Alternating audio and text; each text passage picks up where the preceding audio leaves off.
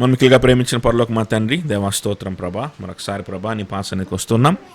వాక్య భాగంలోకి వెళ్ళబోతుండగా మాకు తోడై ఉండండి, మా హృదయాన్ని మీరే తెరవండి. నా తండ్రి, ఇది నీ రక్షణలో ఉన్నటువంటి లోతుని మరొకసారి మేము గ్రహించడానికి సహాయం చేయండి. హృదయముతో మేము లోబడేవారిగా మమ్మల్ని నిలబెట్టుకోమని నజరేయుడైన యేసు నామములో బ్రతిమాలు వేడుకుంటున్నాం తండ్రి. ఈరోజు వాక్య భాగం చూద్దాం. ఈరోజు వాక్య భాగం రోమీలు రాసిన పత్రిక 6వ అధ్యాయము. సో లాస్ట్ వీక్ 14 వచనాలు చూసాం. ఈరోజు 15వ వచనం నుంచి మనం చూడబోతున్నాం. లాస్ట్ వీక్ మనం ఏం చూసాం ఒకసారి మనం జ్ఞాపకం చేసుకుందామా? లాస్ట్ వీక్ 6వ అధ్యాయము మొదట్లోనే ఏ విధంగా ప్రారంభిస్తూ ఉన్నాడు అని అంటే, what shall we say then, అట్లనగా అట్లయితేనేమందుము అని ప్రారంభిస్తున్నాడు. Are we to continue in sin that grace may abound. So ఎక్కడైతే పాపం ఉంటుందో అక్కడ కృప అతి విస్తారంగా ఉంటుంది, లేకపోతే బహు విస్తారం అవుతుంది అన్నట్లుగా మనకు 5వ వచనం ఎండింగ్లో చెప్పినప్పుడు, మరి అట్లయితే మనం ఏం చేద్దాం? కృప విస్తారము అవుతుంది కదా అని, ఎక్కడ పాపం ఉంటుందో అక్కడ కృప విస్తారం అవుతుంది కదా అని చెప్పి మనం విచ్చలవిడిగా పాపం చేద్దామా, పాపంలోనే ఉందామా అని మాట్లాడుతూ ఉన్నాడు. అలా ఉండకూడదు. పాపము చేయడం అనేటువంటిది మనకు సంబంధించిన పని కాదు. మన స్థానం ఏంటి అనేటువంటిది మనకి జ్ఞాపకం చేస్తూ, సువార్తను అంగీకరించిన వారి యొక్క స్థానం ఏంటి, యేసుక్రీస్తుకి జీవితాన్ని ఇచ్చిన వారి యొక్క స్థానం ఏంటి, క్రైస్తవుల యొక్క స్థానం ఏంటి అనేటువంటి దాన్ని జ్ఞాపకం చేస్తుంటూ, మీరు పాపము చేయలేని స్థానంలో ఉన్నారు, పాపంతో సంబంధం లేని స్థానంలో మీరు ఉన్నారు, పాపానికి మరణించారు, దేవునికి మీరు సజీవులుగా ఉన్నారు అనేటువంటి ఈ ప్రక్రియ మీలో జరుగుతుంది. ఇది మీకు అర్థం కాకపోవచ్చు, ఇది మీరు కంటితో చూడకపోవచ్చు ఈ ప్రక్రియని, కానీ ఈ ప్రక్రియ అయితే మీలో జరుగుతున్నది. ఎలా జరుగుతున్నది? యేసు క్రీస్తులో జరుగుతున్నది. మీరు మరణించలేదు, మీరు తిరిగి లెగవలేదు, కానీ యేసుక్రీస్తు మరణించాడు, యేసుక్రీస్తు తిరిగి లేచి ఉన్నాడు. ఆయనతో కూడా మీరు కూడా మరణించారు, మీరు కూడా లేచి ఉన్నారు. కాబట్టి పాపానికి మీరు మరణించారు. So righteousness is imputed, his death is imputed, his resurrection is imputed. మీలో జరగకుండానే మీరు అందులో పాలు పొందుతూ ఉన్నారు. కాబట్టి యేసుక్రీస్తు మీ పాపాలని మోసి దానికి కావలసిన శిక్షను మోసి సిలువలో మరణించితే, ఇక మరలా మీరు పాపానికి దాసులు ఎట్లా ఉంటారు? ఇక మరలా మీరు పాపం ఎట్లా చేస్తారు? మీరు చేయలేరు, మీ వల్ల కాదు అన్నట్లుగా అక్కడ మాట్లాడుతూ ఉన్నాడు. సో ఇది శాంక్టిఫికేషన్ గురించి, ఈ రక్షణలో ఉన్నటువంటి శాంక్టిఫికేషన్ అనేటువంటి ప్రాసెస్, అంటే పరిశుద్ధపరచబడడం అనేటువంటి ప్రాసెస్ గురించి మాట్లాడుతూ ఉన్నాడు. 6వ అధ్యాయం నుంచి అని మనం ఇంట్రడక్షన్ చూసాం. 15వ వచనం నుంచి కూడా సేమ్ థీమ్లో ఉంటాడు. మరలా అదే ప్రశ్నతోటి ప్రారంభిస్తాడు. అలాంటి ప్రశ్నే. ఏం ప్రశ్న చూడండి. What then, are we to sin because we are not under the law but under grace? By no means. చదవండి తెలుగులో. అట్లైన ఎడలా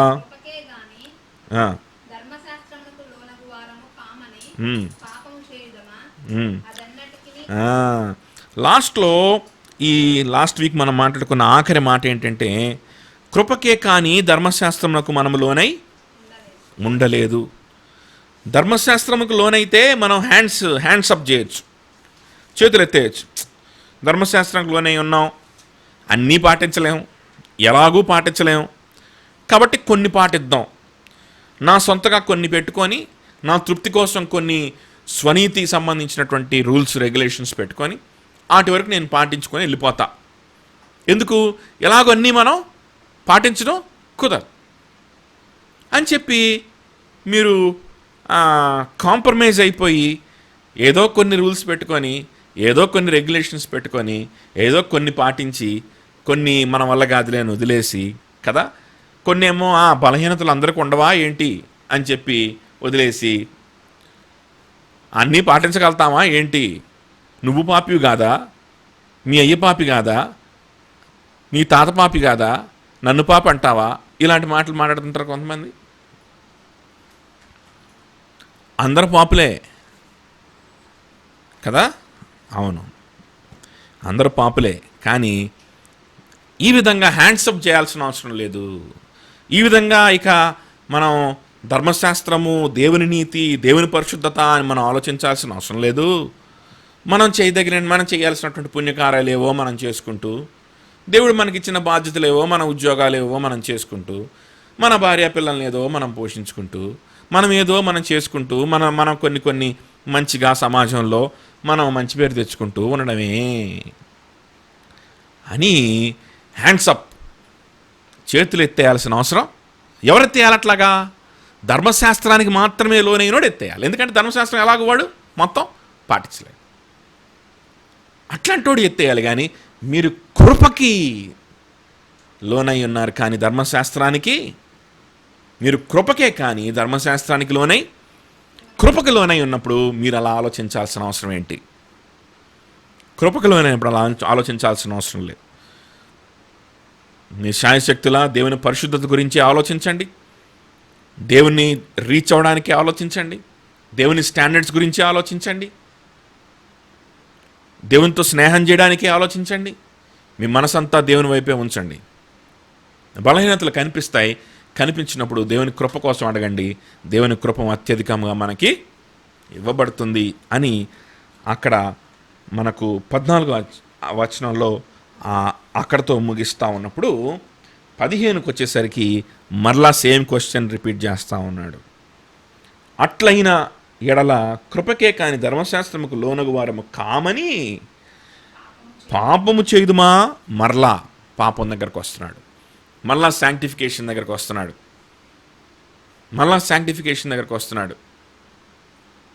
అలాగని చెప్పి పాపం చేద్దామా? ఇక్కడ పాపం అంటే ఏంటో ఇంగిత జ్ఞానం ఉపయోగిస్తే అందరికీ అర్థమవుతుంది. మనలో పాపం ఉందా లేదా, మన మాటల్లో, మన ఆలోచనలలో ఎంతవరకు పాపం ఉంది, ఏంటి పరిస్థితి, కథ, నేత్రాశ, శరీరాశ, జీవపు డంబము ఎంతవరకు ఉన్నాయని చెప్పి నాటకాలు ఆడాల్సిన అవసరం ఏం లేదు.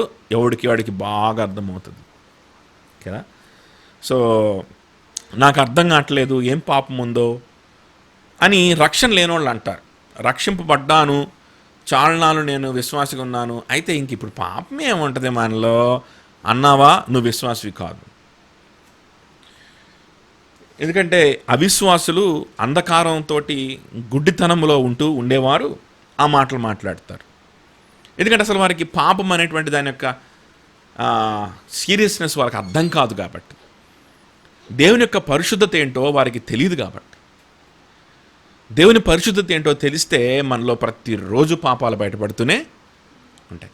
దేవుని పరిశుద్ధత ఏంటో తెలిస్తే, దేవుని ప్రేమ ఏంటో తెలిస్తే, దేవుని యొక్క మొదటి ఆజ్ఞ అయినటువంటి నేను తప్ప ఎవరిని నువ్వు ప్రేమించకూడదు అనేటువంటి ఆజ్ఞ ఏంటో మనకు అర్థమైతే, నిజంగా మన హృదయాలకి అది గోచరమైతే గనక ఖచ్చితంగా మన హృదయాల్లో ప్రభు కంటే ఎక్కువగా దేన్ని కూడా ఆలోచన మనకు ఉండనివ్వము.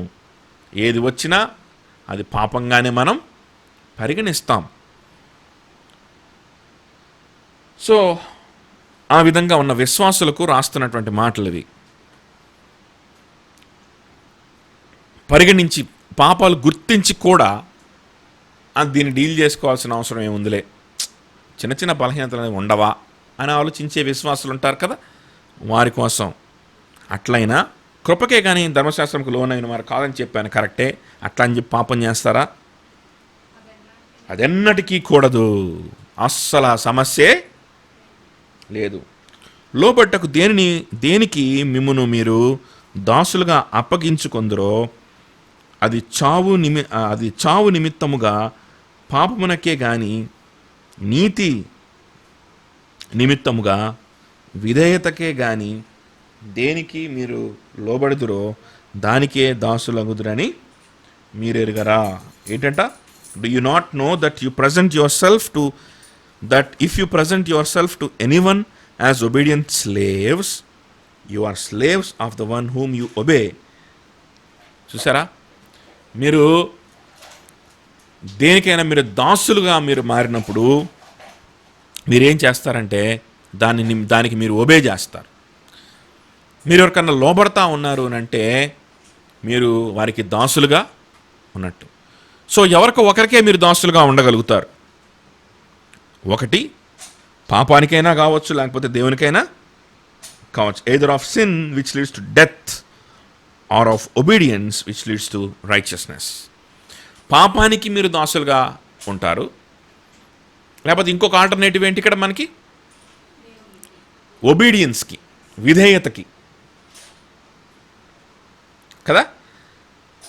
పాపానికి కానీ విధేయతకి కానీ. ఆ తెలుగులో ఆ సెంటెన్స్ ఫార్మేషన్ ఏంటో నాకు మైండ్ అంటే పిచ్చికి పడుతుంది అనమాట అది చదువుతుంటే. ఇంగ్లీష్లో ప్రశాంతంగా చదువుకోండి. చూడండి, దాన్ని తెలుగులో నేను ట్రాన్స్లేట్ చేసి చెప్తున్నాను. మీరు ఎవరికైతే మీరు లోబడతారో వారికి మిమ్మల్ని మీరు దాసులుగా చేసుకుంటారు. ఇక్కడ 2 చాయిస్లు ఉన్నాయి. ఏంటది? You are slaves of one whom you obey, either of sin which leads to death or of obedience which leads to righteousness. ఒకటి పాపానికైనా లోబడాలి, లేకపోతే విధేయతకైనా లోబడాలి. లేకపోతే విధేయత సంబంధమైనటువంటి జీవితంలోన్నా మీరు ఉండాలి, పాప సంబంధమైన జీవితంలోన్నా మీరు ఉండాలి. పాప సంబంధమైన జీవితంలో ఉంటే అది మరణానికి తీసుకెళ్తుంది. విధేయత సంబంధమైన జీవితంలో ఉంటే అది మిమ్మల్ని ఎక్కడికి తీసుకెళ్తుంది?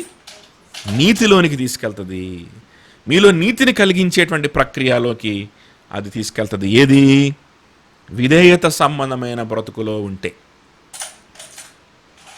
నేను విధేయుడుగా ఉండాలి, నేను దేవునికి విధేయత చూపించాలి అనేటువంటి ఆలోచన ఉందా? అలాంటి ఆలోచన ఉన్నవారే రక్షింపబడిన వ్యక్తులు, లేకపోతే రక్షణ లేదు. ఏం ఆలోచన ఉండాలి? నేను దేవునికి విధేయుడిగా ఉండాలి. పొద్దున్న లేచిన దగ్గర నుంచి నేను దేవునికి విధేయుడిగా ఉంటున్నానా అని ఆలోచించినప్పుడు దాదాపుగా 90% క్రైస్తవులందరూ కూడా దేవుని సేవలో ఉంటారు. అందులో డౌటే లేదు. ఒక 10% మాత్రం ప్రత్యక్షంగా సేవ చేయకపోయినా పరోక్షంగా సేవ చేసేవాళ్ళు ఉంటారేమో కదా. ఎందుకంటే దేవుని సేవలో ఉండకుండా ఎవ్వరు ఉండలేరు. అంటే ఈ 10% ఎవరు అని అంటే అండర్ గ్రౌండ్ క్రిస్టియన్స్, కొన్ని సౌదీ అరేబియాలో అట్లాంటి వాటిల్లో ఉంటున్నటువంటి వారు, బహిరంగంగా ప్రకటించలేని వారు, ఇట్లాంటి వాళ్ళు. నాకు తెలిసి అందరూ దేవుని సేవలో ఉంటారు. దేవుని సేవ అంటే ఏదో సంచి తగిలించుకొని ఏదో ఉద్యోగం చేయకుండా ఏదో పాస్టర్గా సెటిల్ అవ్వడం అని కాదు నా ఉద్దేశం, లేదా మిషనరీగా వెళ్ళడం అని కాదు నా ఉద్దేశం. మనం ఉన్న స్థానిక సంఘాల్లో మనం సేవ చేయడం, దేవుని సేవ చేయడం.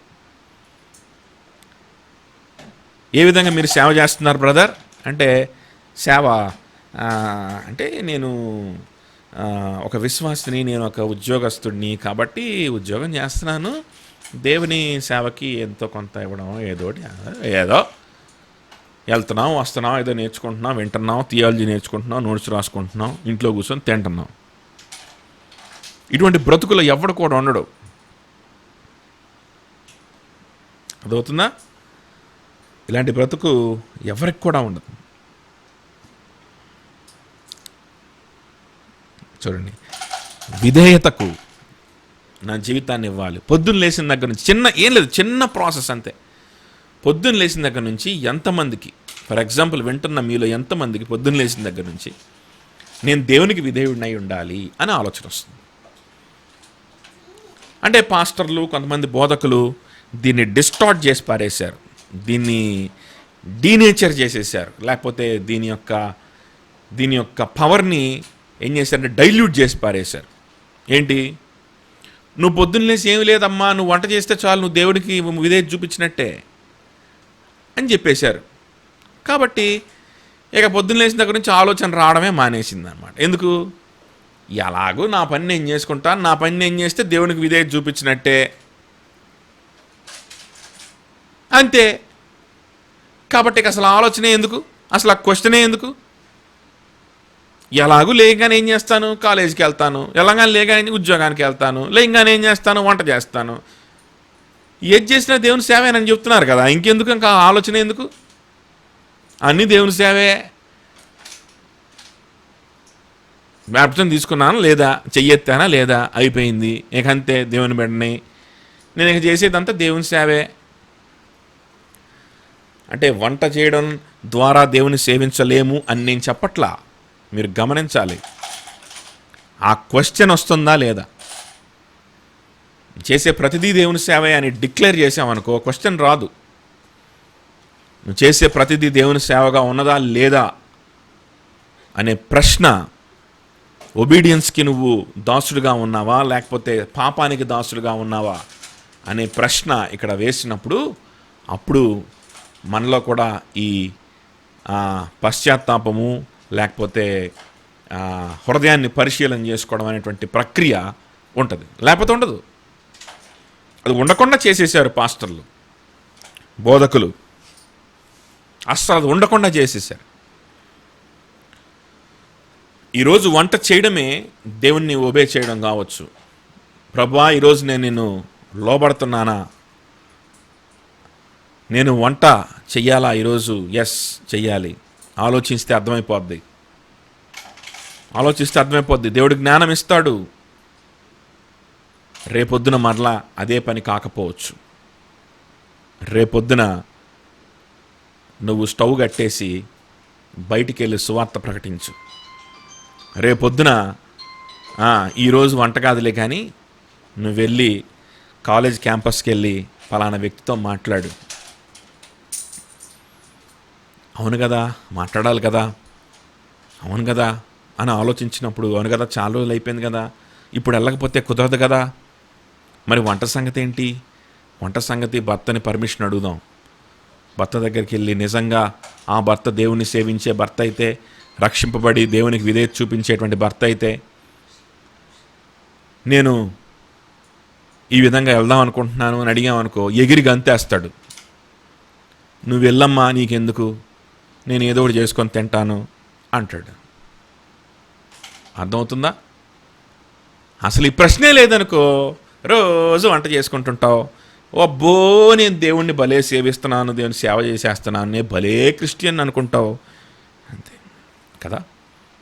లోబడే మనస్సు, దేవునికి నేను లోబడాలి ఈరోజు అని ఎంతమంది లేవంగానే ఆలోచిస్తున్నారు? అలా ఆలోచించే వారిలోని జీవితంలోనే దేవునికి ఇష్టమైనటువంటి, దేవుని దృష్టిలో నీతి అయినటువంటి నీతి కలుగుతుంది. అది లేకుండా నేను ఎంత నీతిగా ఉన్నాను, నేను ఎంత నీతిగా ఉద్యోగం చేస్తున్నాను, నేను ఎంత నీతిగా వంట చేస్తున్నాను, నేను ఎంత నీతిగా ఉన్నాను అని మనం అనుకుంటే అది దేవుని దృష్టిలో నీతి అవ్వదు. ఒక్కొక్కసారి అది దేవునికి సంబంధమే లేనటువంటి నీతిగా ఉంటుంది. అంత మాత్రమే కాక అది దేవునికి దుర్వాసన కొట్టేటువంటి మురికి పేలికలా కూడా ఉంటుంది. కాబట్టి రెండే చాయిస్లు. ఒకటేంటి, పాపానికి దాసులుగా మిమ్మల్ని మీరు సమర్పణ చేసుకోవడం. ఇంకోటి, విధేయత సంబంధమైన జీవితానికి దాసులుగా మిమ్మల్ని మీరు సమర్పణ చేసుకోవడం. విధేయతకు సంబంధమైనటువంటి బ్రతుకు కానీ ఆలోచన కానీ లేదనుకో, ఆటోమేటిక్గా మీరు దేనికి మిమ్మల్ని మీరు దాసులుగా చేసుకున్నట్టే, పాపానికి దాసులుగా చేసుకున్నట్టే. అదేదో వ్యభిచారంగానో లేకపోతే నరహత్యగానో లేకపోతే దొంగతనంగానో మనకు బయటికి కనిపించకపోవచ్చు. జీవపు డంబం ప్రవేశిస్తుంది, గర్వం ప్రవేశిస్తుంది, కలహములు ప్రవేశిస్తాయి. మనసులో ఎప్పుడు కలహమే, భిన్నాభిప్రాయాలు, కలహాలు కదా, డిసెన్షన్స్ ఇలాంటివి ప్రవేశించి కుటుంబాన్ని, పరిచర్యని డిస్టర్బ్ చేసేటువంటి పరిస్థితుల్లోకి మనల్ని తీసుకెళ్తాయి. సో రెండే చాయిస్లు. ఒకటి, సో అది పాపంగా కూడా మనకు కనిపించదు. ఒక్కోసారి దేన్నైనా సమర్థించుకోవచ్చు. ఈ రోజుల్లో దేన్ని సమర్థించుకోవట్లేదు, దేన్నైనా సమర్థించుకుంటున్నాం. అమెరికాలో ఫ్లాయిడ్ అనేవాడిని గొంతు నురిమి చంపాడు, వాడు కూడా సమర్థించుకుంటున్నాడు నేను చేసింది కరెక్టే అని. ఎవడైనా సమర్థించుకోవచ్చు. నాలో పాపం లేదని చెప్పడానికి చాలా ఈజీ. ఈరోజు నేనేం పాపం చేయలేదని చెప్పడం చాలా ఈజీ. అదే సూచన ఏంటంటే నువ్వు విశ్వాసివి కాదని. సో ఒకటి, విధేయతకి నీ జీవితాన్ని సమర్పణ చేసుకోవడం. మన ప్రత్యేకంగా నేను సమర్పణ చేసుకోవాల్సిన అవసరం లేదండి, నా జీవితమే విధేయత అండి. అసలు నేను ప్రత్యేకమైన సమర్పణ చేసుకునేది ఏంటి, ప్రతిరోజు ఆలోచించేది ఏంటి, నాన్ సెన్స్. నేను చేసే ప్రతి కూడా దేవుని విధేయతే అన్నా కూడా నువ్వు విశ్వాసివి కాదు. ఎందుకంటే ఇక్కడ స్పష్టంగా చెప్తున్నాడు, నువ్వు పాపానికైనా స్లేవ్గా ఉండాలి, లేకపోతే విధేయతకైనా స్లేవ్గా ఉండాలి. విధేయత సంబంధమైనటువంటి బ్రతుక్కైనా నువ్వు స్లేవ్గా ఉండాలి. పాపం అయితే నిన్ను మరణంలోకి తీసుకెళ్తుంది, విధేయత అయితే నిన్ను దేంట్లోకి తీసుకెళ్తుంది, నీతిలోనికి తీసుకెళ్తుంది. ఇది దేవుని చూసేటువంటి నీతి, దేవుడు మెచ్చేటువంటి నీతిలోకి నిన్ను తీసుకెళ్తుంది, దేవునికి విధేయత చూపించినప్పుడు. 17 But thanks be to God that you who were once slaves of sin have become obedient from heart to the standard of teaching to which you were committed. చూడండి, అయితే దేవునికి స్తోత్రం కలుగును గాక. మీరైతే ఏంటంట,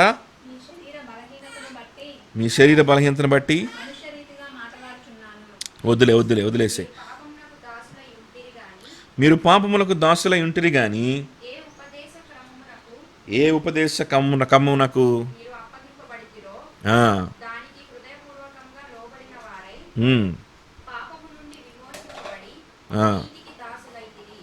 నీతికి ఎందుకు దేవునికి స్తోత్రము. ఇది ఎక్కడుంది, ఎక్కడో 17లో ఉంది ఇది. Okay, right.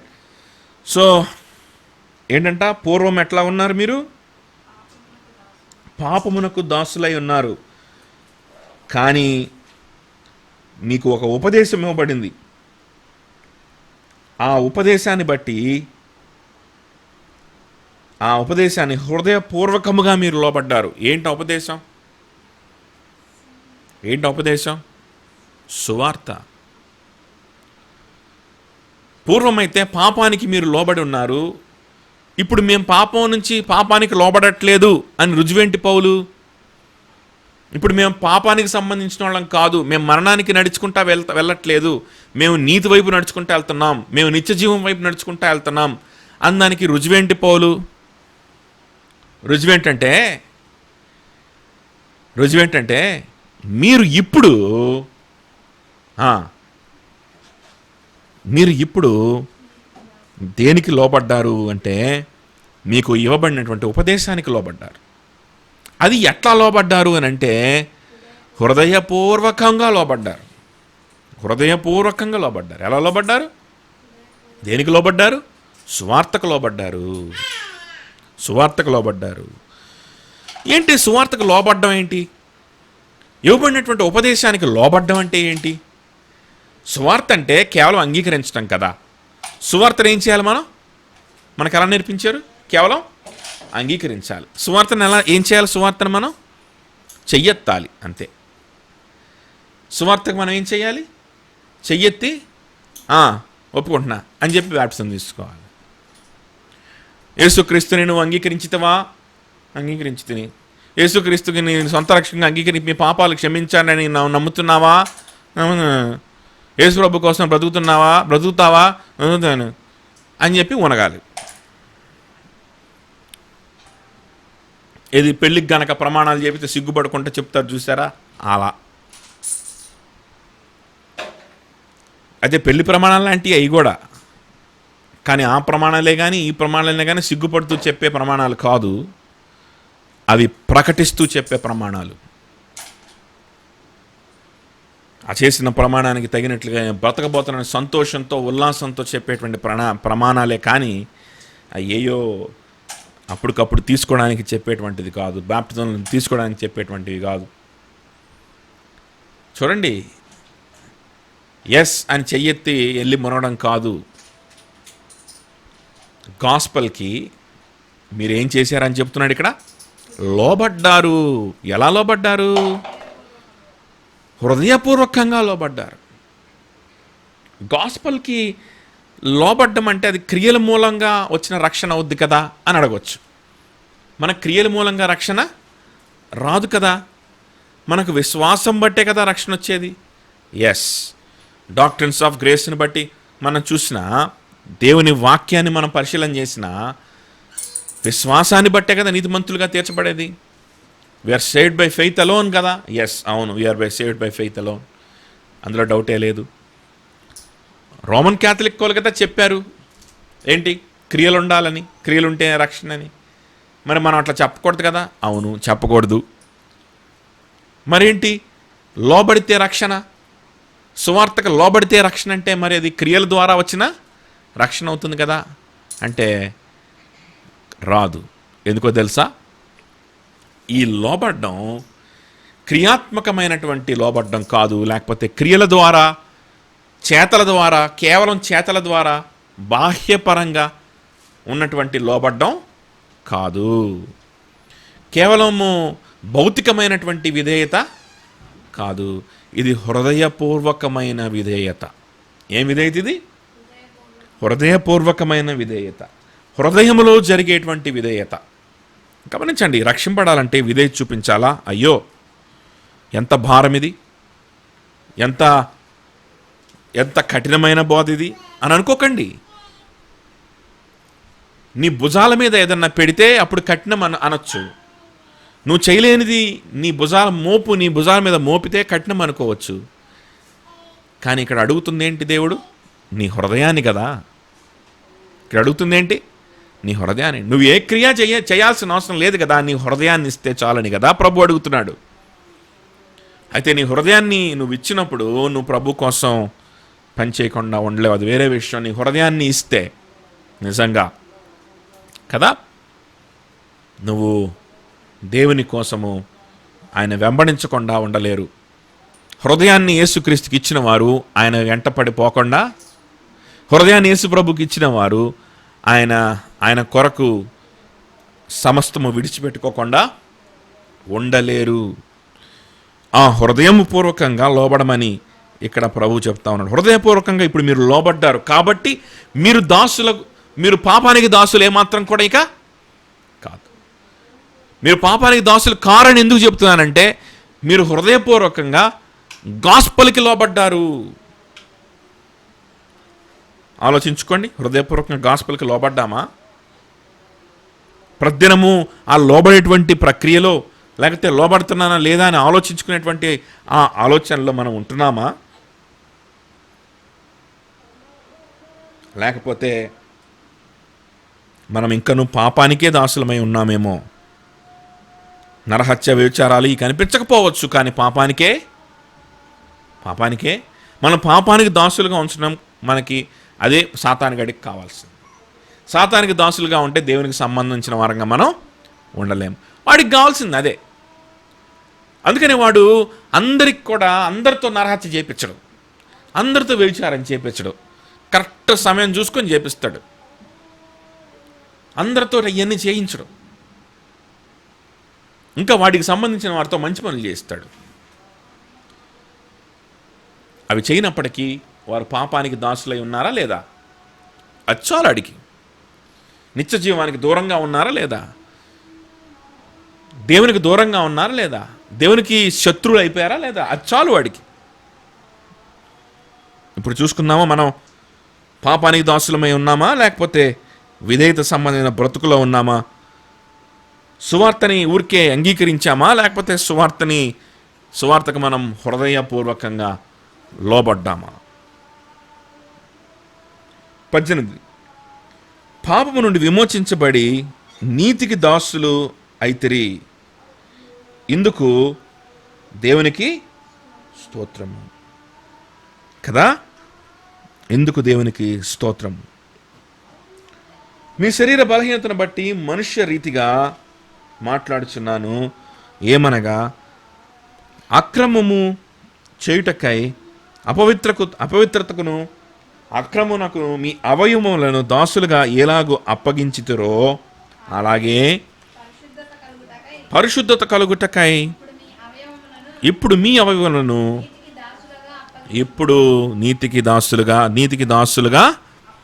మీ అవయవాలను కూడా దాసోహం చేసుకోండి, మీ హృదయాన్ని దాసోహం చేసుకోండి. ఆ తర్వాత మీ అవయవాల్ని కూడా మీరు ఆటోమేటిక్గా దాసోహము చేసుకుంటారు.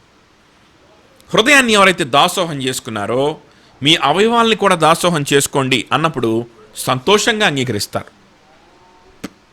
సంతోషంగా అంగీకరిస్తారు. అది దేవుని యొక్క గైడెన్స్లా కనిపిస్తుందే తప్ప అది దేవుని యొక్క భారంగా, దేవుడు మన మీద పెట్టే భారంగా ఎంత మాత్రం కూడా కనిపించదు అనే విషయాన్ని మనం జ్ఞాపకం చేసుకోవాలి. చూడండి ఎంత కనికరం కలిగినటువంటి దేవుడో, ఎంత సులువైనటువంటి విమోచనని మనకి ఇచ్చేటువంటి దేవుడో ఒక్కసారి గమనిద్దాం కదా. ఆ విధంగా అప్పగించుకొనడి అని చెప్తా ఉన్నాడు. నిజమే, పౌలు వంటి భక్తులు, మొన్న వినీత వాళ్ళ ఇంట్లో ఈ విషయం నేను చెప్పాను కదా. ఏంటి, పౌలు వంటి భక్తులు వారు పూర్వం ఎట్లా ఉన్నవారంటే వారు హానికరులుగా, హింసకులుగా ఉండేటువంటి వాడు పౌలు. ఆయన స్టెఫను భక్తుడి యొక్క మరణానికి ఆయన సాక్షిగా ఉన్నటువంటి పౌలు. సంఘాన్ని హింసించేవాడిగా, దేవుని విశ్వసించిన వారిని హింసించి వారిని చంపేదాకా వదిలిపెట్టకుండా ఉండేటువంటి క్రూరుడిగా ఉన్నటువంటి పౌలు ఆయన ఎలా మారాడు? ఆయన సౌలు ఆయన పౌలుగా మారిపోయిన తర్వాత యేసుక్రీస్తు కోసము ఆయన జీవితాన్ని సమర్పణ చేసి ఆయన కోసం మరణించినటువంటి వ్యక్తిగా ఆ పౌలు మారిపోయాడు. ఈ మార్పును తీసుకొచ్చిన శక్తి ఏంటంటే సువార్త. ఆయన ఎప్పుడైతే ఆ సువార్తని హృదయపూర్వకంగా లోబడ్డాడో ఆటోమేటిక్గా ఈ మార్పులు ఆయన జీవితంలో జరిగిపోయాయి. ఈ జీవితము ఒక భారంగా ఆయన ఎప్పుడూ అనిపించలేదు, కానీ ఆయన సంతోషంతో చెప్పన సఖ్యము కానీ మహిమాయుక్తమైన సంతోషం గురించి ఆయన వివరించాడు. కానీ ఇదిగో నేను ఒక పెద్ద భారం కిందకు వచ్చానని ఆయన ఎప్పుడు కూడా చెప్పలేదు. చూడండి 2 తిమోతికి రాసిన పత్రిక 1:13. 2 తిమోతి 1:13.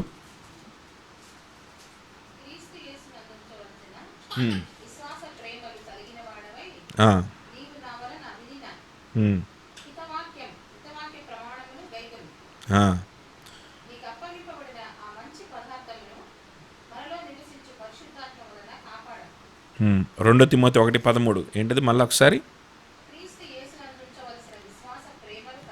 విశ్వాస ప్రేమలు కలిగిన వారవై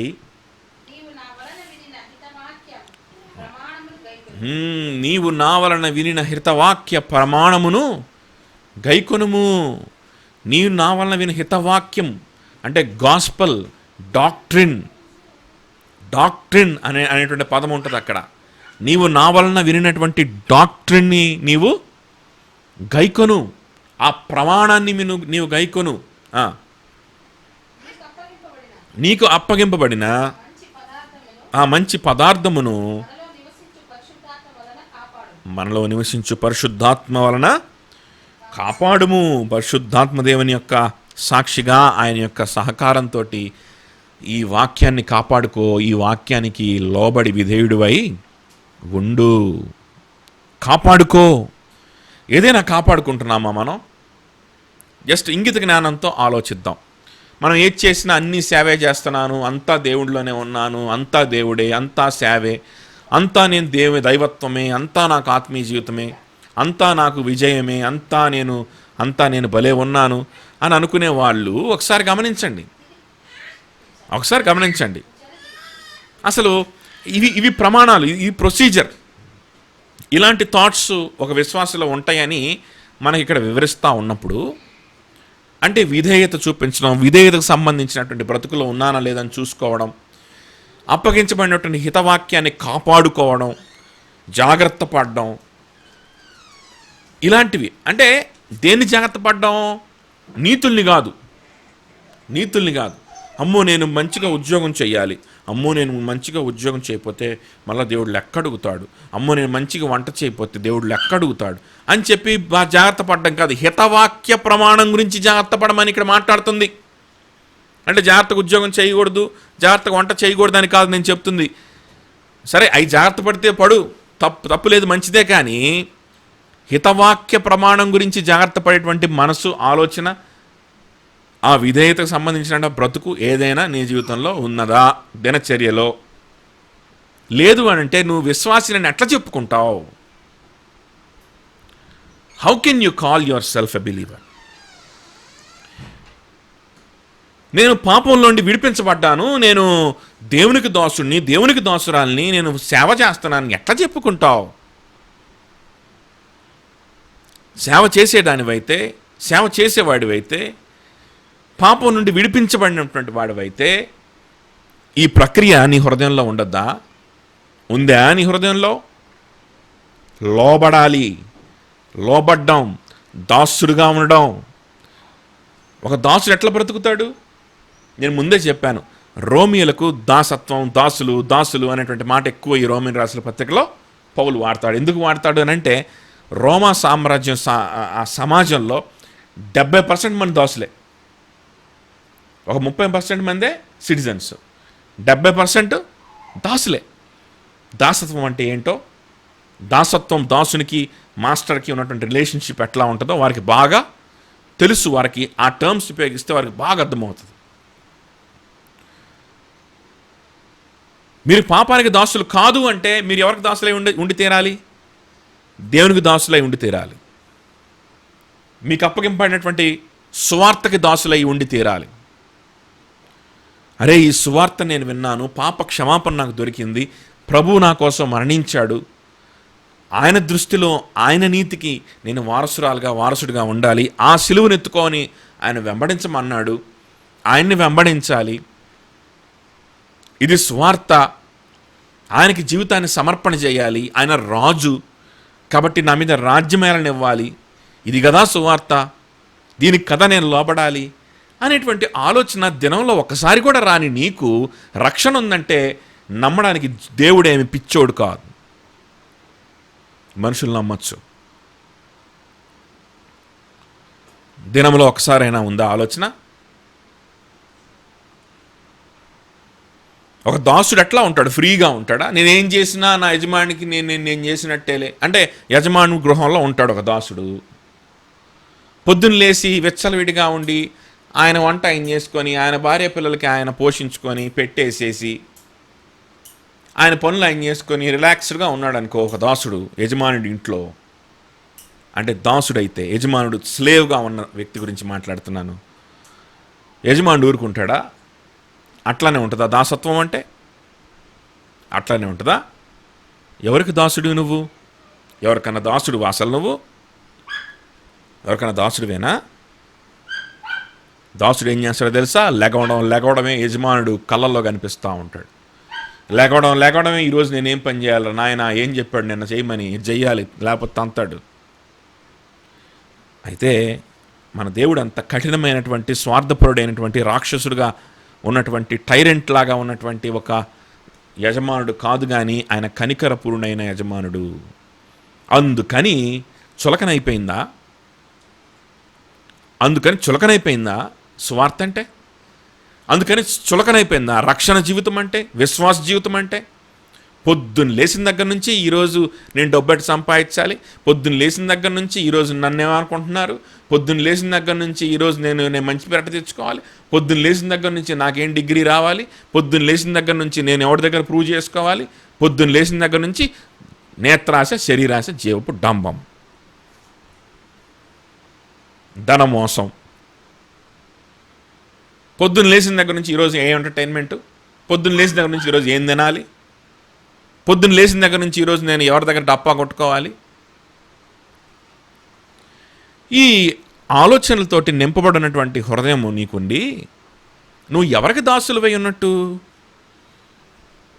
మళ్ళా చెప్పడం, నేను దేవునికి దాసుడిని, నేను దాసురాల్ని, నేను చేసేదంతా సేవే, దేవుని కోసమే, నాకు ఏ స్వార్థం లేదు. ఉట్టి మాటలు కట్టిపెడితే నీ హృదయాన్ని పరిశీలన చేసుకుంటే నువ్వు దేవునికి దాసత్వం ఉన్నదా నీ హృదయంలో? దేవునికి దాసత్వం లేనప్పుడు ఎవరికి దాసుడుగా ఉన్నట్టే? ఆటోమేటిక్గా పాపానికి దాసుడుగా ఉన్నట్లే. కాబట్టి నా ద్వారా విన్నటువంటి హితబోధని నువ్వు జాగ్రత్తగా కాపాడుకోమని తిమోతికి ఆ రోజు చెప్తున్నాడు. ఈరోజు ఈ రోమాలో ఉన్నటువంటి క్రైస్తవులతో ఏం మాట్లాడుతుందంటే, మీరైతే ఆ హితబోధని మీరు కాపాడుకొని ఆ హితబోధకి మీరు హృదయపూర్వకముగా లోబడిన వారై ఉన్నారు. కాబట్టి మీరు పాపానికి దాసులు కాదు, కానీ మీరు రక్షింపబడిన విశ్వాసులు.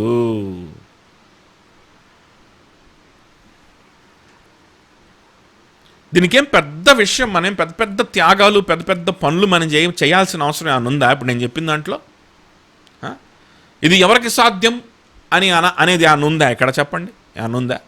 ఏం లేదు, మన హృదయం ఇవ్వడమే కదా. పొద్దున్న లేచిన దగ్గర నుంచి ఆలోచనలు, చెత్త ఆలోచనలు, పనికిమాలిన ఆలోచనలు, స్వార్థపూరితమైన ఆలోచనలు,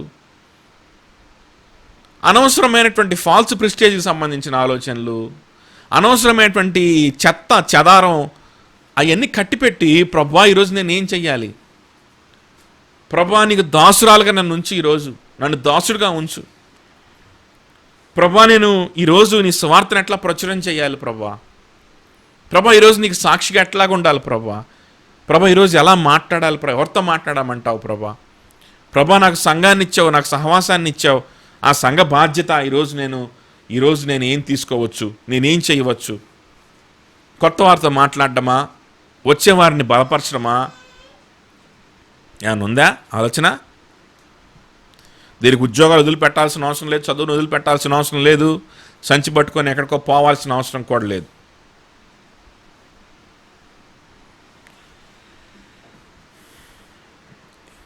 ఈ మాత్రం కూడా హృదయంలో దేవునికి దాసులుగా ఉండని మనము ఒకవేళ ఆ పరిస్థితిలో ఉంటే నేను రక్షింపబడ్డానని ఎలా చెప్పగలుగుతాం?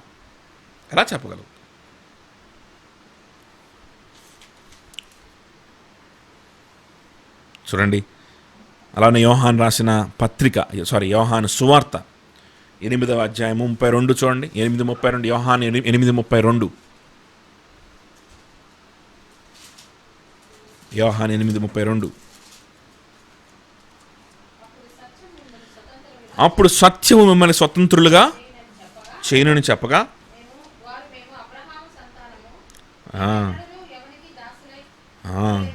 మేము అబ్రహాము సంతానం, మేము ఎవ్వరికి దాసులుగా ఉండలేదే, మీరు స్వతంత్రులుగా చేయబడదా. ఈ స్వతంత్రులుగా చేయబడ్డం అనేటువంటి మాట దాసులకు సంబంధించిన మాట, స్లేవ్స్కి సంబంధించిన మాట. ఒకరు ఎవరినన్నా దాసుడుగా ఉండడానికి కొనుక్కున్నారనుకో, ఒక స్లేవ్గా ఉండడానికి స్లేవ్స్ని ఆ రోజుల్లో కొనుక్కునేవాడు. కొనుక్కొని ఇంట్లో పెట్టుకున్నారు ఆ దాసుల్ని.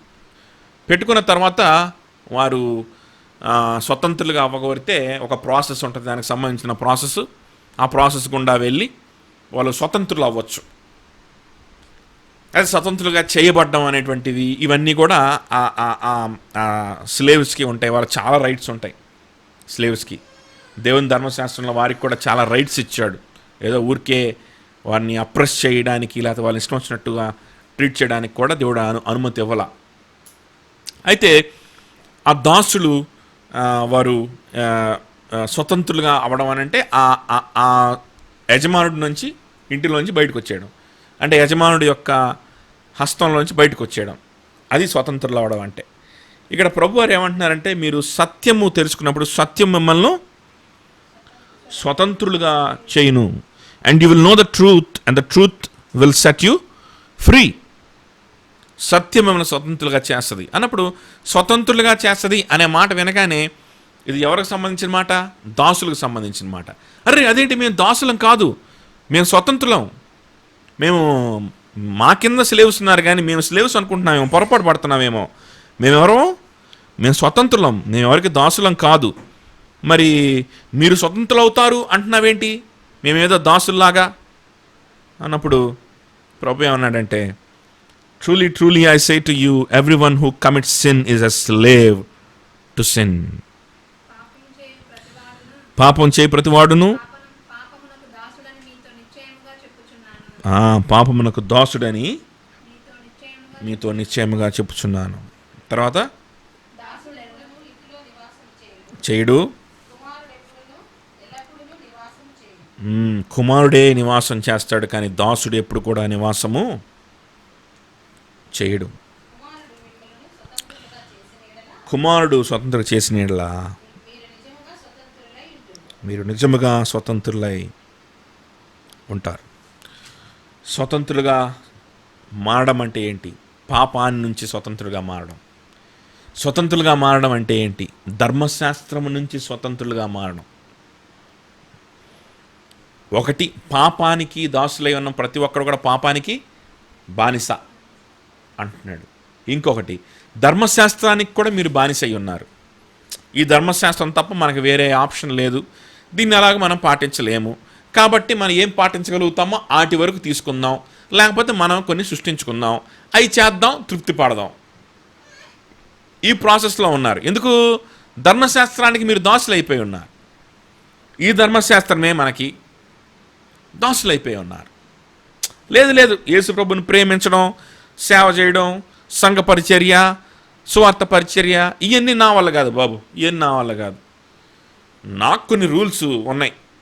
మంచిగా, ఉత్తమ పురుషుడిగా, ఉత్తమ ఇల్లాలిగా, ఉత్తమ భర్తగా నేను ఉండాలి, ఉత్తమ వైద్యుడిగా నేను ఉండాలి అనిపించుకోవాలి, పేరు తెచ్చుకోవాలి. నాకున్నటువంటి స్టాండర్డ్స్ అయ్యి బాబు, నేను ఆ స్టాండర్డ్స్ నేను ఫాలో అవుతాను అంతే. 10 కమాండ్మెంట్స్ ఉన్నాయి కదా, 10 కమాండ్మెంట్స్ అది తగిలించుకుంటాం ఇంట్లో, అవన్నీ చేయడానికి ప్రయత్నం చేస్తాం. సో అవి కూడా హృదయపూర్వకంగా ఎవడు చేయలేడు, చేసావన్నంటే అబద్ధం ఆడినట్టే. భౌతికంగా చేయడానికి ప్రయత్నం చేయొచ్చు, భౌతికంగా చేయడానికి ప్రయత్నం చేస్తాం. ఇంకా అంతవరకే. ఇంకా తర్వాత ఏంటయ్యా నువ్వు చేసేది అని అంటే, నేను మంచిగా వంట చేస్తాను, నేను మంచిగా ఉద్యోగం చేస్తాను, అంతే. ఇది నా నీతి, ఇది నా స్టాండర్డ్స్, వీటిని నేను ఫాలో అవుతాను అంతే. అంటే దాని అర్థం ఏంటో తెలుసా? నువ్వు ధర్మశాస్త్రానికి, నీ సొంత నీతికి, స్వనీతికి దాసుడు అయిపోయి ఉన్నావు. ఆ రోజున పరిసయ్యులు కూడా ఇదే పరిస్థితిలో ఉన్నారు. పరిసయ్యులు కూడా ఇదే పరిస్థితిలో ఉన్నారు. వారికి దేవుని ప్రేమించడం, యేసయ్యకి దాసుడు అయిపోవడం, సువార్తకు దాసుడు అవ్వడం, సువార్త సేవకు దాసులు అవ్వడం, సంఘ సేవ చేయడము, సంఘము అంటే ఏంటి, ఇవన్నీ ఏమి పట్టం, ఏమి కూడా పట్టం. అపోస్తుల యొక్క డాక్టరీకి హృదయపూర్వకంగా లోబడ్డం, ఇవన్నీ ఏవి పట్టం. మాకంటూ తెలుసయ్యా, మాకు తెలియదు, చిన్నప్పటి నుంచి దేవుడిని సేవ మాకు తెలీదా, మాకున్నాయి, అవి పాటిస్తాం అంతే. నువ్వెవడు చెప్పడానికి? నువ్వు పెద్ద పరిశుద్ధుడువా అంటే ఇంకా ఎవడేం చెప్తాడు? సరే, అపోస్తులలో లేకపోతే నాలాంటి వాళ్ళనో ఎవడనో ఈ మాట అంటే అనొచ్చు, కానీ ప్రభునైతే అనలేరు కదా. ప్రభు ఏమంటున్నాడంటే, బాబు మీరు దాసులై ఉన్నారు, పాపానికి దాసులై ఉన్నారు, ధర్మశాస్త్రానికి దాసులై ఉన్నారు. పాపం నుంచి మీకు విడుదల రావాలి, ధర్మశాస్త్రం నుంచి మీకు విడుదల రావాలి. పాపం నుంచైనా ధర్మశాస్త్రం నుంచైనా మిమ్మల్ని విడుదల చేసేది ఎవరు అని అంటే కుమారుడు. కుమారుడు కుమారుడు ఆయన దేవునికి కుమారుడు. యేసు క్రీస్తు ఎవరు? దేవునికి కుమారుడు. మీరు దేవుడిచ్చినటువంటి ధర్మశాస్త్రానికి దాసులుగా ఉండాలనుకుంటున్నారు. దేవుడిచ్చిన ధర్మశాస్త్రం కింద ఎలా ఉండాలనుకుంటున్నారు? మీరు దాసులై ఉండాలనుకుంటున్నారు. దాసులై ఉండి ఏదో మా బాబు మేము చేయగలిగినవి చేస్తాం బాబు, చేయలేని కొన్ని ఉన్నాయి బాబు, కనికరించేసే బాబు అని చెప్పి ఏదో తప్పించుకుందామని ప్రయత్నం చేస్తున్నారు. అలా కుదరదు. మీ మీదకి ఉగ్రతే వస్తుంది. కాబట్టి మీరు ధర్మశాస్త్రం కింద దాసులై ఉండాల్సిన అవసరం లేదు. కుమారుడు స్వతంత్రుడు, ఆయన మిమ్మల్ని స్వతంత్రులుగా చేస్తాడు. ఆ కుమారునికి మీ బ్రతుకునిచ్చేసారనుకోండి, ఆ కుమారుని చేతిలో మీ జీవితాన్ని పెట్టేశారనుకోండి, మీ సమయాన్ని, మీ ధనాన్ని, మీ శక్తిని, మీ సామర్థ్యాలని ఆ కుమారుని సేవకై, ఆ కుమారుని యొక్క సువార్త సేవకై, ఆ కుమారుని యొక్క సంఘ సేవకై మీరు సమర్పణ చేశారనుకోండి, ఆయనకి మీరు దాసులుగా మారారనుకోండి, ఆ సంఘ సేవ కోసం, ఆ సువార్త సేవ కోసం మీరు దాసులుగా అయినప్పుడు, ఆ సేవ చేస్తూ ఉన్నప్పుడు మీరు పరిశుద్ధతను ఆపేక్షించాలి, పర్సనల్ ప్యూరిటీని కూడా ఆపేక్షించాలి. అప్పుడు మీకు రైచియస్నెస్ అనేది వస్తుంది. నేను ఆఫీస్లో మంచిగా ఉండాలి, అమ్మో అమ్మో అమ్మో అనుకుంటే నీకు పరిశుద్ధత రాదు. నా ఆఫీస్లో నేను సువార్త ఒక్కడికైనా చెప్పాలయ్యా, ఒక్కడికైనా చెప్పాలి. కనీసం చెప్పడానికి కూడా భయం అయితే కనీసం నువ్వు పనిచేసే చోట ఒక్కడి కోసమన్నా ప్రార్థన చేసావా? ఒక్కడి కోసం ప్రార్థన చేసావా? నువ్వు పనిచేసే చోట నువ్వు బ్రహ్మాండంగా పనిచేస్తే దేవునికి ఎందుకది? దేవునికి ఎందుకది? నువ్వు పనిచేసే చోట ఒక్కడి కోసం ప్రార్థన చేసినా నీ పనిలో కూడా మార్పు వస్తుంది. నువ్వు పని కూడా మెరుగ్గా చేస్తావు, నిజాయితీగా ఉంటావు. నువ్వు పనిచేసే దగ్గర ఒక వ్యక్తి రక్షణ కోసం ప్రార్థించే నువ్వు ఆ పనిచేసే దగ్గర బల్ల కింద చేయి పెట్టగలుగుతావా? చేయి పెట్టలేం కదా. నువ్వు పనిచేసే నీ పక్కన సీట్లో ఉన్న వ్యక్తి కోసం నువ్వు భారం కలిగి ప్రార్థించి ఆ వ్యక్తిని సువార్త చెప్పడానికి ప్రయత్నించే నీవు నీ యజమానుని మోసం చేయగలుగుతావా? చేయలేవు కదా. చూడండి, ఆ విధంగా నీతి మనలో కలుగుతుంది. కానీ అమ్మో నేను క్రైస్తవుడినే, అమ్మో నేను నిజాయితీగా ఉండాలి, అమ్మో నేను అట్టుండాలి, అమ్మో మంచి పేరు తెచ్చేసుకోవాలి అనుకుంటే నువ్వు ధర్మశాస్త్రానికి దాసుడివై ఉన్నావు, కానీ నువ్వు కుమారుని చేత స్వతంత్రుడిగా నువ్వు చెయ్యబడలేదు. నీ జీవితాన్ని యేసుక్రీస్తుకి దాసత్వంలోకి నువ్వు తీసుకొని వెళ్ళలేదు. దీనివల్ల ఏ ఉపయోగం లేదు, నువ్వు రక్షింపబడలేదు, అంతే. చూడండి 20 రోమా 6:20, మీరు పాపమునకు దాసులై ఉన్నప్పుడు నీతి విషయమై నిర్బంధము లేనివారై ఉంటిరి. పాపానికి దాసులై ఉన్నప్పుడు ఎలా ఉన్నారు? నీతి విషయమై నిర్బంధము, యువర్ ఫ్రీ రిగార్డింగ్ రైచియస్నెస్. అంటే నీతి విషయం ఎలాంటి పట్టింపు లేని వారిగా ఉన్నారు. ఇందాక చెప్పింది అదే. నీతి విషయం ఎలాంటి పట్టింపు లేని నువ్వు, ఒకటి నీతి విషయం ఎలాంటి పట్టింపు లేకుండా ఉండాలి, ఉన్నా కూడా. ఇంకొకటి ఏంటంటే నీతిని కొన్ని పద్ధతుల ద్వారా, కొన్ని విషయాలు ఆచరించడం ద్వారా, కొన్ని డిసిప్లిన్స్ ఆచరించడం ద్వారా నీతిని సంపాదించుకుందామని అనుకున్నా సరే, లేదా అసలు నీతి గురించి దేవుడి నీతి ఏంటి, దేవుని ప్రేమ ఏంటి, దేవుడు నాకు ఇచ్చిన ఆజ్ఞ ఏంటి, దేవుని స్వార్థ ప్రకటన ఏంటి, దేవుని యొక్క రాజ్యం ఏంటి, ఇవన్నీ కూడా ఆలోచన లేకుండా ఉన్నా సరే, ఈ రెండిట్లో ఏదైనా సరే నువ్వు పాపానికి దాసులుగా ఉన్నట్టే. అర్థమవుతుందా? ఫాలో అవుతున్నారని నేను చెప్పింది? జాగ్రత్తగా ఫాలో అవ్వాలి. ఇందాక చెప్పాను కదా, పొద్దున్న లేచిన దగ్గర నుంచి నేను దేనికి లోబడాలి? కుమారునికి నేను లోబడితేనే, కుమారునికి సంబంధించినటువంటి బ్రతుకు నాలో ఏదన్నా ఉంటేనే ఆయన దృష్టిలో ఏది నీతో అది నేను జరిగించినట్టు. అట్లా కాకుండా నేను ఎంత మంచిగా ఉండడానికి నేను ప్రయత్నం చేసినా, ఎన్ని నాటకాలు ఆడినా, అది మనుషులు నీతిమంతుడు అంటారని, కానీ దేవుడు నీతిమంతుడు అన్నాడు. కాబట్టి ఆయన దృష్టిలో నీతిమంతుడికి మారాలంటే కుమారుని ముద్దు పెట్టుకోవాలి, కుమారుని పని మీద ఉండాలి. ఈ కుమారుని పని మీద ఈరోజు నేను ఎట్లా ఉండాలి అని ఆలోచనతోటి నిద్ర లేవనేటువంటి నీవు నీతి విషయమై ఎట్లాంటి నిర్బంధన నీకు లేదు అని అర్థం. ఎలాంటి నిర్బంధన లేనటువంటి నువ్వు ఎవరికి దాసులుగా ఉన్నట్టే? పాపానికి దాసు. అట్లాగని చెప్పి అమ్మో ఈరోజు నిద్ర లేవగానే అమ్మో ఈరోజు నేను మా ఆఫీస్కి వెళ్ళబోతున్నాను, వెళ్ళగానే మంచి పేరు తెచ్చేసుకోవాలి, టయానికి వెళ్ళిపోవాలి, వెళ్ళి కనిపించేసేయాలి, ఈరోజు అసలు నేను అరిపియాలి, అమ్మో అట చేయాలి ఇట చేయాలి అనుకొని, అమ్మో నన్ను నేను ప్రూవ్ చేసుకోవాలి, ఈరోజు అమ్మని అందరి ముందు నేను ప్రూవ్ చేసుకోవాలి, నేను సక్సెస్ఫుల్గా ఉండాలి అనుకొని వెళ్ళినా కూడా అది నీ నీతిని బట్టి నువ్వు నిర్బంధన కలిగి ఉన్నావు, కానీ దేవునికి నీతికి నీకు సంబంధం లేదు. నువ్వు దాసుడుగా ప్రవర్తిస్తున్నావే తప్ప కుమారునిగా నువ్వు ప్రవర్తించలా. ఎలా ప్రవర్తిస్తున్నావు నువ్వు? దాసుడుగా. ఇట్లా చేస్తే నాకు నీతి వస్తుంది, అమ్మో లేకపోతే రాదు అన్నప్పుడు నువ్వు దాసుడుగా ప్రవర్తిస్తున్నావే కానీ కుమారుడిగా నువ్వు ప్రవర్తించట్లేదు.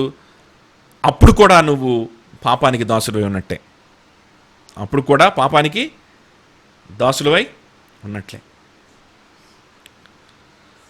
కుమారుడు, దాసుడు ఎల్లకాలం ఇంట్లో ఉండడు, కుమారుడు ఎల్లకాలం ఇంట్లో ఉంటాడు. కుమారుడు స్వతంత్రుడిగా చేస్తే గనక నిజంగా నీవు స్వతంత్రుడివి, నిజంగా నువ్వు స్వతంత్రుడివి.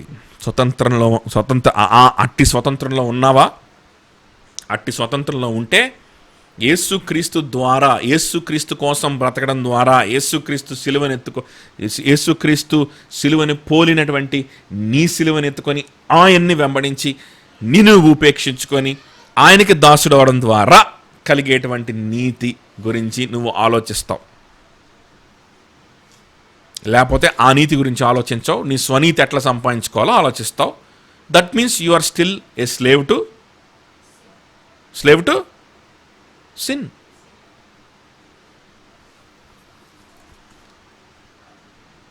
ఇరవై 21. అప్పటి క్రియల వలన మీకేమి ఫలం కలిగెను? వాటిని గురించి మీరిప్పుడు సిగ్గుపడుచున్నారు కారా? వాటి అంతమో మరణమే.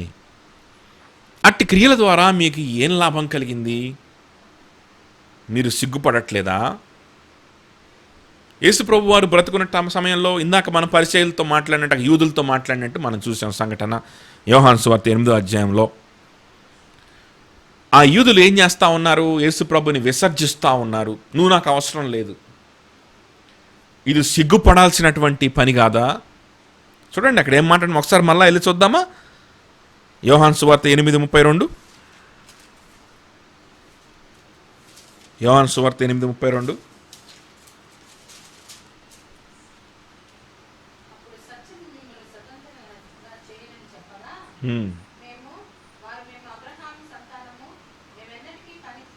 మేము 37 నుంచి చదువుదాం.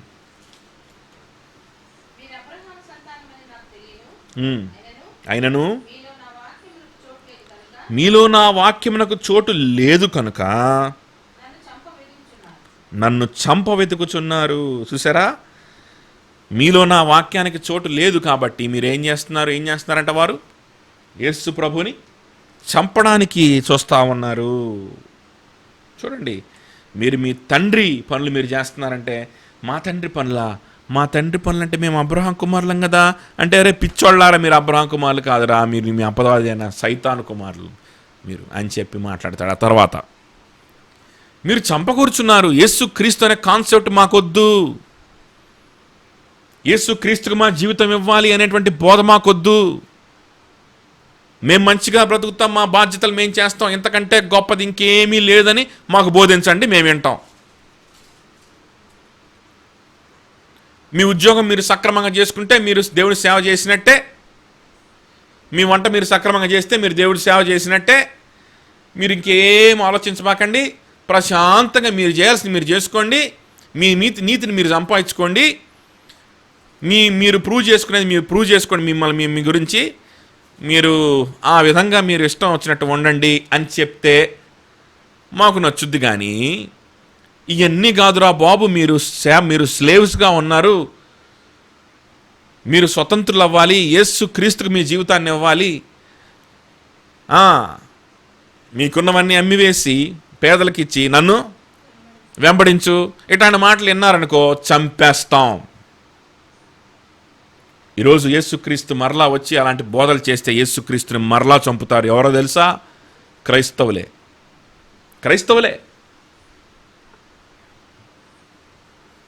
ఏంటయ్యా యేసుక్రీస్తు ఏం మాట్లాడుతున్నావు నువ్వు? మా పాస్టర్ గారు చక్కగా పవర్ పాయింట్ వేసి చెప్పారు, నీ ఉద్యోగం సరిగ్గా చేస్తే చాలు, అదే సేవ అని చెప్తే నువ్వేంటి మాట్లాడుతున్నావు?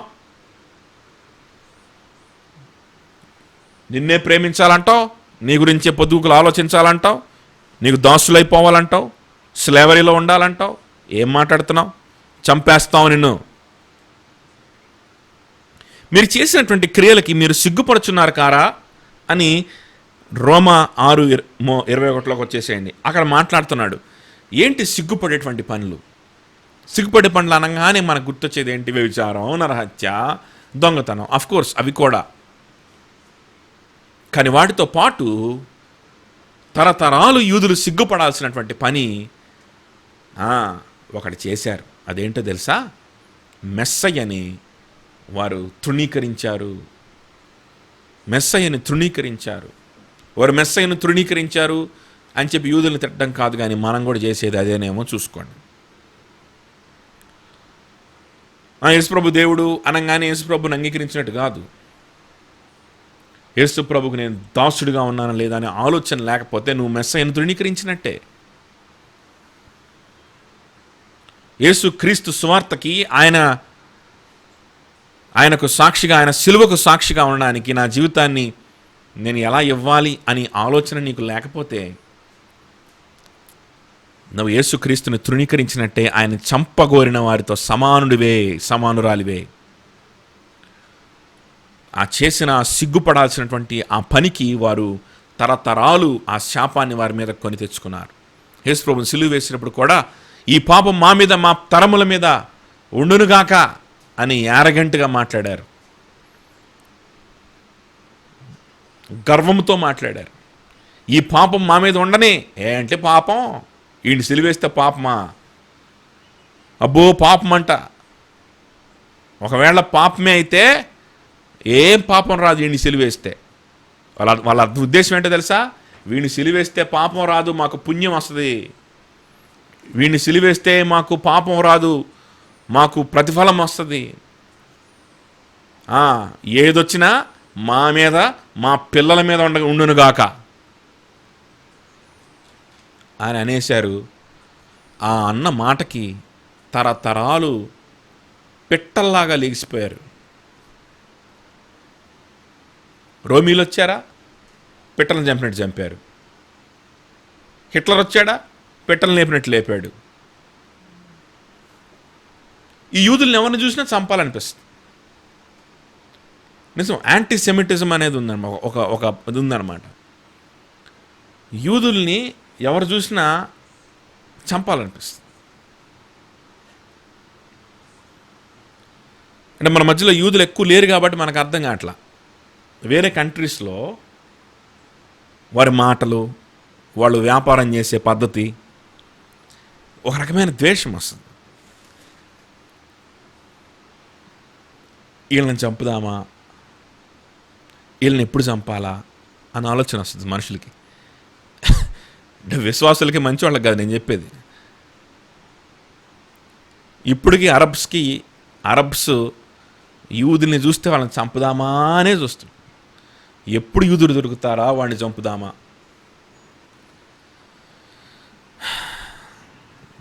భయంకరమైనటువంటి శిక్షకి వారు లోనైనటువంటి సంగతి మనకు ప్రపంచ చరిత్ర చెప్తానే ఉంది. మెస్సయ్యని వారు విసర్జించారు.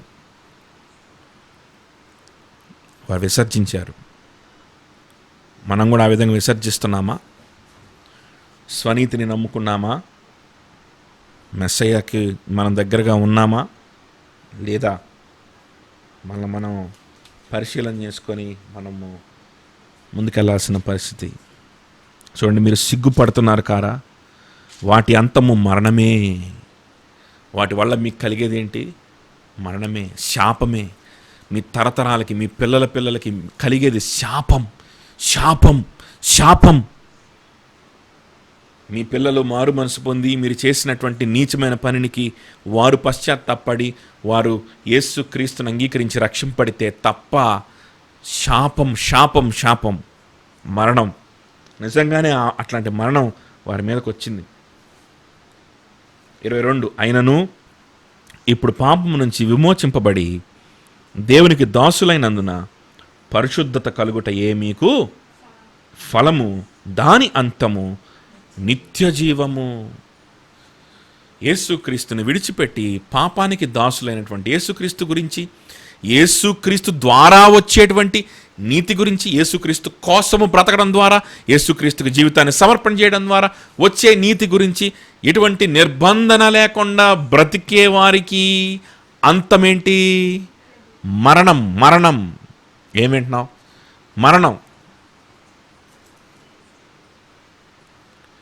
యేసుక్రీస్తుకి జీవితాన్ని సమర్పణ చేసి యేసుక్రీస్తుకి దాసులై యేసుక్రీస్తు ద్వారా మాత్రమే వచ్చేటువంటి నీతిని సంపాదించుకోవడానికి ఆలోచన కలిగి ఉండే వారికి ఆఖరికి కలిగేది ఏంటట? నిత్య జీవం. సో ఇప్పుడు నీ లైఫ్ స్టైలే చూస్తేనే అర్థమైపోద్ది నువ్వు ఎక్కడికి వెళ్తున్నావు. హృదయము ఆయన కోరుకుంటున్నప్పుడు హృదయాన్ని నువ్వు ఇవ్వలేక నువ్వు దాసుడిగా ఉండాల్సిన అవసరం లేదు బాబు, నాకు నీ జీవితాన్ని ఇవ్వు. ధర్మశాస్త్రానికి నీ జీవితాన్ని ఇవ్వాలంటే నువ్వు కష్టపడాలి, కానీ నాకు నీ జీవితాన్ని ఇవ్వాలంటే నువ్వు ఎందుకు కష్టపడుతున్నావు? అది కష్టంగా ఎందుకు ఎంచుకుంటున్నావు? ఎందుకు నువ్వు నా వల్ల కాదని డిక్లేర్ చేసుకుంటున్నావు? అలా డిక్లేర్ చేసుకుంటే నువ్వు ఎక్కడికి నడుచుకుంటూ వెళ్తున్నట్టో తెలుసా? మరణానికి నడుచుకుంటూ వెళ్తున్నట్టు. నా వల్ల కాదులే, ఈ విశ్వాసం నా వల్ల కాదు, ఎబ్బే నేనేం రక్షింపడినట్లేనులే అనుకుంటే నువ్వు ఎక్కడికి వెళ్తున్నావు? నరకానికి వెళ్తున్నావు, మరణానికి వెళ్తున్నావు, శాపానికి వెళ్తున్నావు. అది బరలేదా? భయం లేదా? దేవుడు ఏం చెప్పాడు? భారం నీ మీద మోపాడా? సులువైనటువంటి యజమానుడు కాదా ఆయన? ఆయన కాడి సులువైనది కాదా? ఆయన భారము తేలికైనది కాదా? దీన్ని బట్టి చూస్తే ఏమంటున్నాడు? నీ సమయాన్ని ఆయన కోసం ఇవ్వమంటున్నాడు. ఏమంటున్నాడు? నీ ఆరాధనని కోరుకుంటున్నాడు. ఏమంటున్నాడు? నీ ఆలోచనలు ఆయన వైపు తిప్పమంటున్నాడు. ఒక్క మజిల్ కూడా మూవ్ చేయాల్సిన అవసరం లేదే వీటికి. తిప్పితే ఆటోమేటిక్గా మజిల్స్ మూవ్ అవుతాయి, అది వేరే విషయం. కానీ అది చేయడానికి ఏంటి? మూర్ఖత్వం కాకపోతే ఏమి లేదు.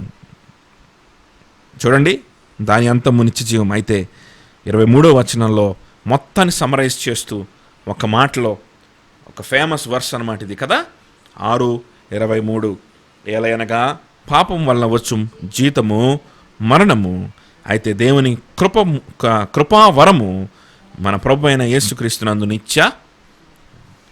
దేవుని యొక్క కృపావరం ఇది. కృపావరాన్ని అందుకోవడానికి ఒళ్ళు బరువా?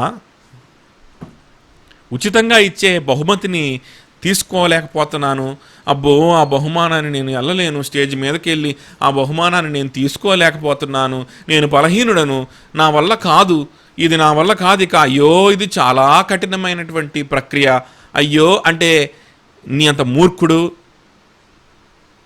ఎవరన్నా ఉంటాడా? ఆ ఉచితమైన బహుమానాన్ని నువ్వు తీసుకోగలిగితే అది జీవం. ఆ బహుమానాన్ని విసర్జించావా? నీ సొంత నీతికి సంబంధమైనటువంటి బ్రతుకులో ఉండడానికి ఇష్టపడ్డావా? మనుషుల్ని సంతోషపెడుతూ, మనుషుల ముందు ప్రూవ్ చేసుకుంటూ, నీకు సాటిస్ఫాక్షన్ పొందుకుంటూ ఏదో బ్రతుకుదాం అనుకుంటున్నావా? నువ్వు పాపానికి దాసులవై ఉన్నావు. దానికి అంతము మరణం. పాపానికి అంతమేంటి? మరణము, నిత్యమైన నరకము. జాగ్రత్తగా మనం ఉండాలి. అయితే మన రక్షణలో ఉన్నటువంటి గొప్పతనము, సువాసన, మన రక్షణలో ఉన్నటువంటి సౌందర్యం ఏంటి అని అంటే దేవుని కృపావరము, ఈ సువార్త, ఈ రక్షణ. దీన్ని ఆధారం చేసుకొని బ్రతికినటువంటి బ్రతుకులు ఆఖరికి జీవానికి వెళ్తాయి తప్ప మరణానికి వెళ్ళవు. ప్రార్థన చేసుకుందాం. దేవుని సన్నిధికి విన్న వాక్యాన్ని మన జీవితాలని, మన ఆలోచనల్ని కూడా సమర్పణ చేసుకుంటూ మనం ప్రార్థన చేద్దాం. ఒకవేళ మన ఆలోచనలు అలాగున్నాయి, యేసుక్రీస్తు ద్వారా మనం సంపాదించుకోవాల్సినటువంటి నీతికి ఎలాంటి నిర్బంధన లేకుండా ఉన్నామా?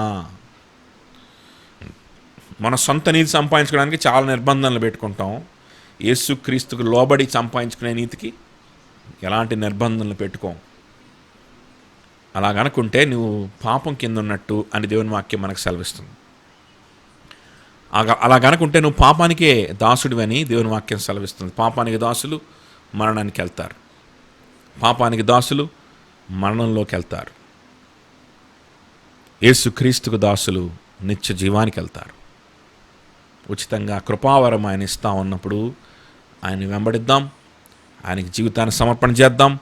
పశ్చాత్తాపంతో ప్రభువుకి మరొకసారి మన జీవితాన్ని సమర్పణ చేసుకొని ఆయన వైపు తిరుగుతాను. ప్రభా, రేపటి నుండి ప్రభా నేను నీకు దాసుడిని, రేపటి నుండి నేను నిద్ర లేవగానే